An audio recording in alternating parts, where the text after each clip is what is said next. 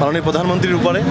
উনি যদি কখনো প্রয়োজন নিশ্চয়ই চেনে নামে বা শিল্পীদের ওনার কাকে কোথায় দিতে হবে, উনি যদি প্রয়োজন মনে করে জাতীয় রাজনীতিতে বা জাতীয় স্বার্থে আমার কোথাও জনগণের সেবা করা দরকার, আমি প্রস্তুত ইনশাআল্লাহ। শিল্পীদের ভোটের হিসাব করেন, আমি কিন্তু ভোটে নির্বাচিত। আমি বা আমার আরেকটা শিল্পী যদি বম্বে গিয়ে কাজ করে, সেই টাকা যদি বাংলাদেশে আসে বা আমাকে যদি ওখানকার মানুষ দেখে, সেটা আমার জন্য গর্বের। মাননীয় প্রধানমন্ত্রীর উপরে উনি যদি কখনো প্রয়োজন নিশ্চয়ই চেনে নামে বা শিল্পীদের ওনার কাকে কোথায় দিতে হবে, উনি যদি প্রয়োজন মনে করে জাতীয় রাজনীতিতে বা জাতীয় স্বার্থে আমার কোথাও জনগণের সেবা করা দরকার, আমি প্রস্তুত ইনশাআল্লাহ। সিদ্দিক হয়তো ভুল করে কিছু একটা বলেছে, ডিপজল ভাই তো ফারুকের প্রতি ফিলিংস দিয়ে কিছু একটা বলেছে, এটা আবার সিদ্দিক না বলে না বুঝে বলেছে।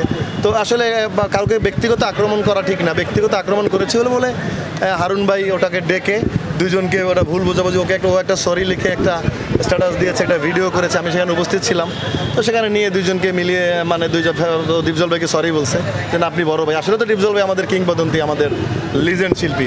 ডিপজল ভাই খারাপ কিছু বলেন। ডিপজল বলছিল যে ফারুক মামু মরতে পারে না 2-3 দিন, আজকে একদিন, এর মধ্যেই নির্বাচন।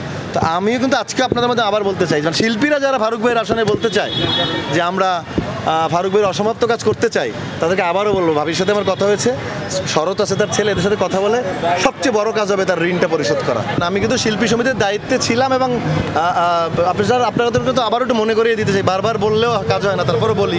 আপনারা জানেন আমি তৃতীয়বারের মতো নির্বাচিত সাধারণ সম্পাদক। কারণ আপনি যদি গণতান্ত্রিক দেশে শিল্পীদের ভোটের হিসাব করেন, আমি কিন্তু ভোটে নির্বাচিত এবং চূড়ান্ত ফলাফলের পর আমি দায়িত্বেও বসছি 5 দিন।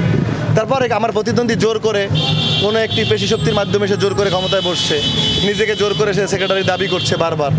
কিন্তু আলটিমেটলি কি শিল্পীদের কোনো মান উন্নয়ন হয়েছে? আপনারাই বলেন, 1.5 বছরে কি মান উন্নয়ন হয়েছে শিল্পীদের? কোনো শিল্পীকে ব্যক্তিগতভাবে নিয়ন্ত্রণ করতে পারে না সমিতি। আমি যদি এখন ব্যক্তিগতভাবে কোনো খারাপ কাজ করি, তার দায়ভার কিন্তু শিল্পী সমিতি নেবে না, নেওয়া উচিত না। এতে শিল্পীদের সতর্ক হতে হবে, শিল্পীদের সচেতন হতে হবে। তো আমি মনে করি শিল্পীরা সবার হয়ে যায়, পাবলিক ফিগার, এদের চিন্তা ভাবনা করে কাজ করা উচিত। সব কিছু সোশ্যাল মিডিয়ায় আনা উচিত না, মিনিটে মিনিটে সব স্ট্যাটাস দেওয়া উচিত না। এক শিল্পীর জন্য সমস্ত শিল্পীর সম্মান নষ্ট হয়। আমার সততা প্রতিষ্ঠা করতে গিয়ে আমার এই অবস্থা হয়েছে।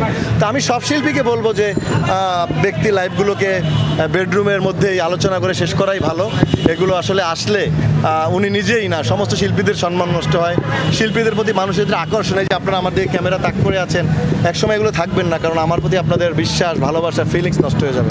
আমি বা আমার আরেকটা শিল্পী যদি বম্বে গিয়ে কাজ করে, সেই টাকা যদি বাংলাদেশে আসে বা আমাকে যদি ওখানকার মানুষ দেখে, সেটা আমার জন্য গর্বের। আমার দেশ সেখানে উপরে যাবে। আজকে আপনার যে আমরা ইন্টারভিউ নিচ্ছেন, আপনি যদি একটা বম্বেতে কিংবা যদি হলিউডে গিয়ে আপনি ইন্টারভিউ নেন কোনো স্টারের, আমার গর্ব লাগবে যে আপনি ক্যামেরা নিয়ে সে পর্যন্ত পৌঁছেছেন। এটা আমার গর্ব, আপনি দেশের গণ্ডি পার হয়েছেন। কিন্তু নীতিগতভাবে আমি আমার মাকে তো বিক্রি করবো না।